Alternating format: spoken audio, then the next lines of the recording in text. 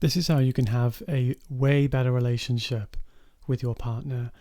It's all down to committing to all areas of our life. Now, let me explain what happens in a typical relationship. In a typical relationship, we come together and usually we choose the relationship at any given moment based on convenience. And what I mean by that is that, let's just say, for example, you come into a new relationship and usually we've just been single, some people longer than others. And for most of our lives, if we're younger, or if we haven't just been in relationships, we've been single more often than not. And now what happens is that we continue this identity of being single into the new relationship. Some people, even if they've been in relationships for most of their life, they never learnt to actually be in a relationship in all areas of their life. And now think of a relationship. Let's think of the best relationship is where two people fully commit to each other, right? I mean, obviously, if we're talking about a monogamous relationship here, two people committing should be the baseline, but actually it's also the fundamental, like the best quality of relationship is that true commitment to each other. Now, what we tend to do is we commit only to certain layers of our life. Now, let's just say our layers of our life include our family life, our social life, our career life or job life, whatever you want to call that. The life of our hobbies. Maybe we have, like, we're in certain communities for tennis, basketball, whatever it might be. We have these different layers of our life, right? And typically we behave differently in these different layers of our life. Like, we probably behave a little bit differently to our parents. We maybe say certain things to our parents we wouldn't really say to our friends, and likewise with our relationship. And likewise when we're in sports, I don't know, maybe we're super shy in work, but then we excel at the hobby that we do, and we're super confident in work, in the hobby that we do, like let's just say it's tennis. Maybe we come to work and we're more shy. So we have these different layers and we behave in different ways. And what we do is we have a single self and a relationship self. The single self is the self that is single, that can basically that doesn't have a responsibility to withhold a true commitment to anyone. So its commitment level is open, right? It's free. It's doing its own thing. Then when we're in a monogamous relationship, there is a responsibility to commit to that person, right? For example, we don't kiss random people. We don't sleep with random people. Like, there's requirements for a monogamous relationship that determine the quality of that relationship, and it's all based on our level of commitment. So let's just say extremely committed, we are just with that person. We only see that person as the person that we love. We're not looking for anybody else. We're not doing X, Y, and Z. We're just with that person, and we are in a way devoted to that person, actually. And this is the biggest growth of a relationship, is to really learn that devotion, and that devotion is true commitment. Let's just say extremely low commitment. You've been in these situationships before where it's extremely low committed, and neither of you are really there for each other, and your eyes are still open to other people. You're still flirting with other people. You're still letting people flirt with you. There's no boundary there. There's no respect for the integrity of the relationship, and everything is just free flowing. Maybe you've even cheated on someone. Maybe someone's even cheated on you. It's like this very low level commitment that someone is withholding. Now, typically the reason that someone would even have an affair is because we're not fully committing to the relationship, and we never did. Now, let's just say that we want to learn this level of commitment. We need to learn how to commit in all layers of our lives. Now, let me give you an example. It's easy to commit to a relationship on the level of on the layer of your life of your romantic relationships, right? Let's say your romantic relationship layer.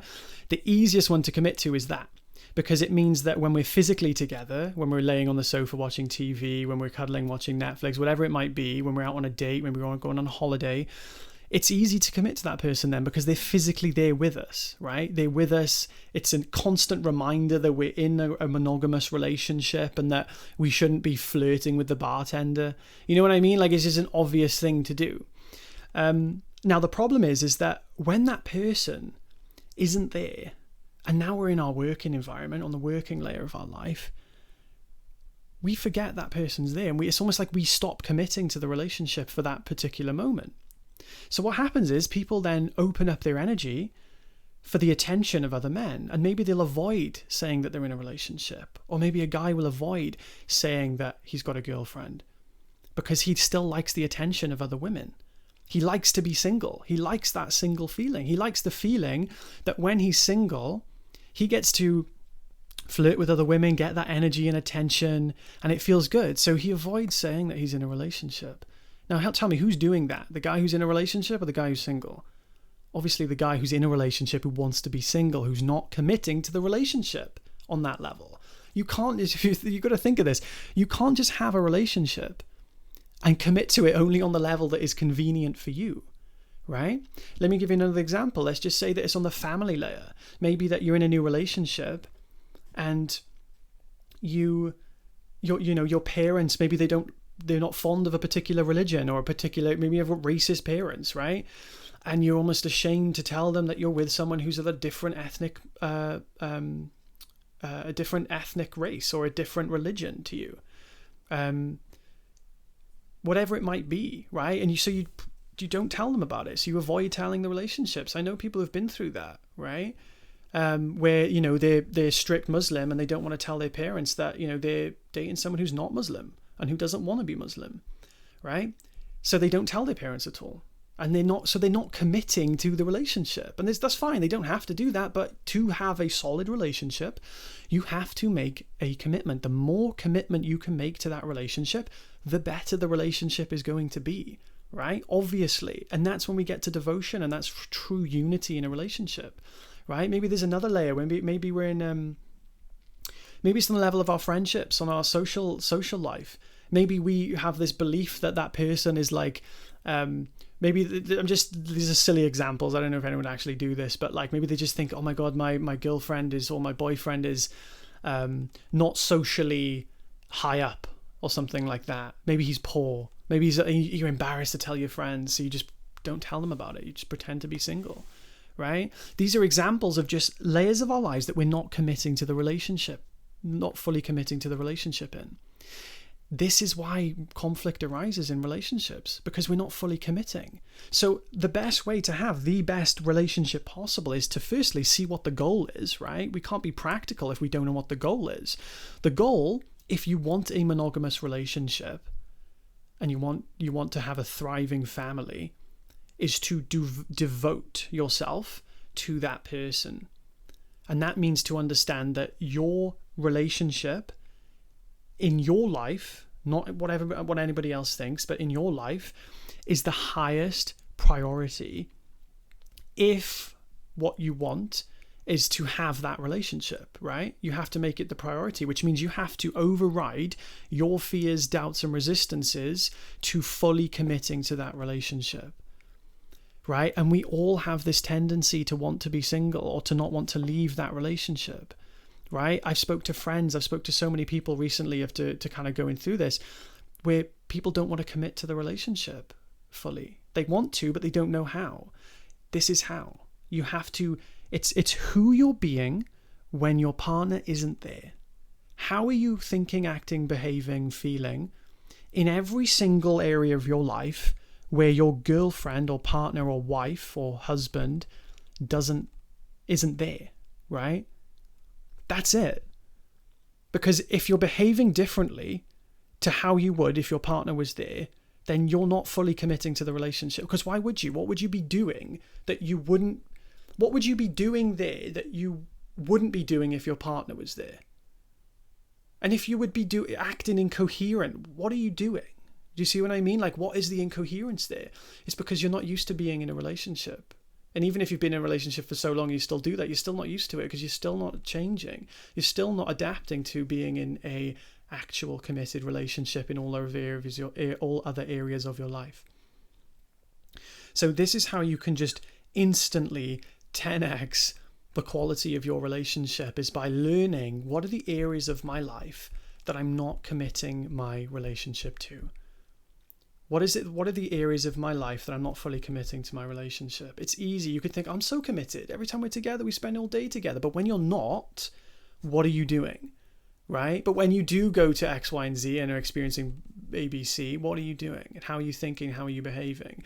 One of the traits that the reason I recognize this is because I realized that I still, at the time, wanted and enjoyed the feeling of having basically the attention of the opposite sex, the attention of like being single and like receiving that energy, right?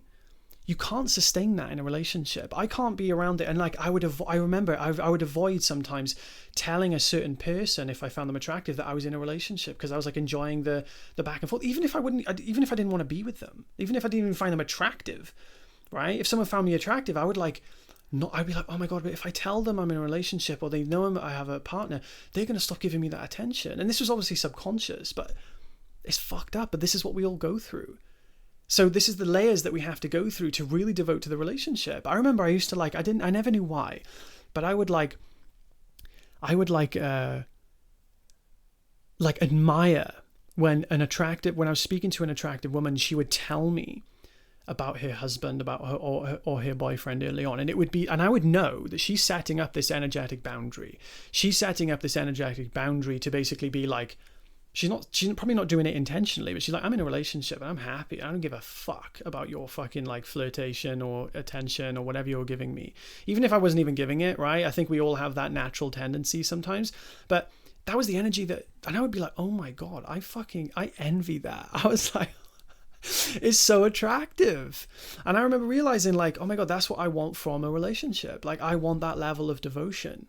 I want that level of commitment where like someone actually doesn't give a shit about the attention and I wasn't thinking this at the time, but that's really what it is.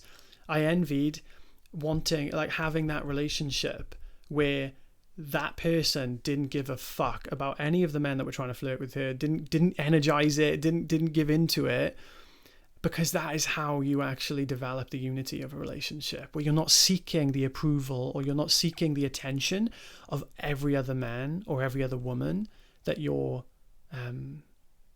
that is around you, right? You're not looking for that type of like sexual tension or that subtle like potential of flirtation, like any of that area. Now this can happen like unconsciously, and I get that. I'm not trying to like say that we should be a fucking like absolute like robot, but we need to bring it back to what we really want. How can we build a solid, unified, committed relationship while still looking for the attention of the opposite sex?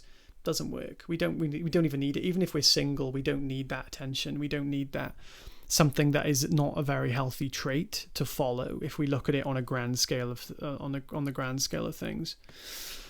So that's how you can 10x your relationship, whether it's new or old. I think that all these areas of our lives we could be in. There's so many people, they could be married for decades and they're still doing these things. You know what I mean? Like it doesn't matter when.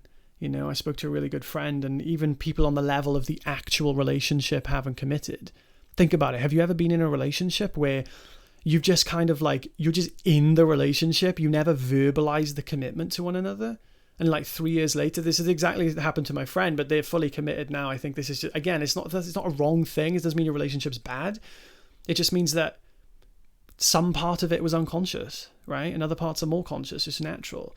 But in their experience, it was like he told me they had this realization, like, we've never actually, we live together. We've never made that commitment to one another. We've never said like, I love you and I want you to be my girlfriend. I want to be committed to you. I'm choosing you.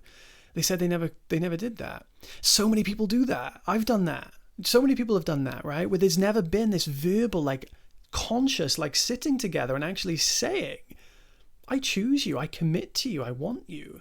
I want you to, do you know what I mean? Like, how bizarre is it that we would never do that? I think it's super important to do that. So this is why to the degree of our devotion, and it is devotion, like we're here to learn to devote, and this is why people devote to religion. It's because it is actually a good thing to devote to something, right? To fully commit yourself, right? It's like the ultimate freedom. Like think about it. You're so free that you can set the parameters of your own limitations. How fucking freeing is that? So this is how you can really, really double down, triple down, 10x down, I'd say, on the quality and the potential of your relationship. I think that's the end of this video. Thank you. Goodbye.